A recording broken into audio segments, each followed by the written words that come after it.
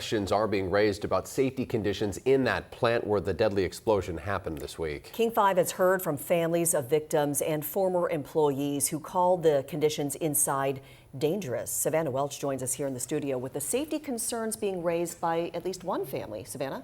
That's right, Mimi. The attorney for one of the victims' families says that he raised concerns about conditions inside the mill way before the deadly implosion happened on Tuesday. Jared Ammon was a husband, father, and an employee at the Longview paper mill. His family says he and his wife were expecting their first child together. In fact, they say Ammons went into work early the day of the implosion so he could leave in time for their first ultrasound appointment, but he never made it home. The attorney says many people now are calling for answers here. There are a lot of people that are willing to come forward and talk about things that have been a problem at that facility for years. And they're all saying it was preventable. Right now, we are just monitoring the investigation to make sure that it's done with complete transparency.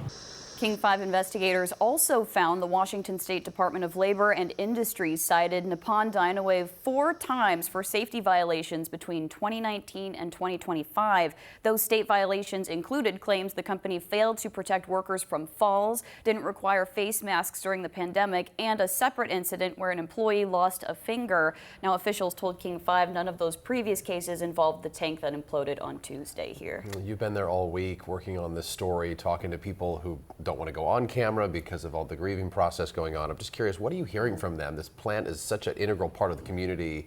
Are they feeling that this was going to happen? I don't think anyone expected this to happen, but obviously this was a very tight-knit community. Everyone there is really close, and so everyone knows someone who's impacted by this. So I think it was obviously like a shock to everybody that it happened. I mean, those are dangerous working conditions, so maybe it's not a complete surprise in that things like this can happen. But at the same time, I talked to someone at a gas station, and she said she was worried who she would see coming in day to day because she wasn't sure who was lost, who they were still looking for, and that was day one, like the next day after the tank imploded. So very difficult situation, but there is a sense of resilience, which is great in the Longview community. They're really tight-knit, and it's just wonderful to hear those stories in the midst of all of this and just how everyone's really come together in this moment. You can tell when we talk to people out there that there is a Longview strong sort of mentality. For yes. Sure. Yeah, it's good to see during this grieving process. Thank you so much, Savannah. Our team coverage in Longview continues throughout the day on air and streaming. We're expecting another update from authorities on scene and the Department of Ecology at 3:30 today. You can stream live updates on the King 5 app, download on your phone or TV, and watch for free.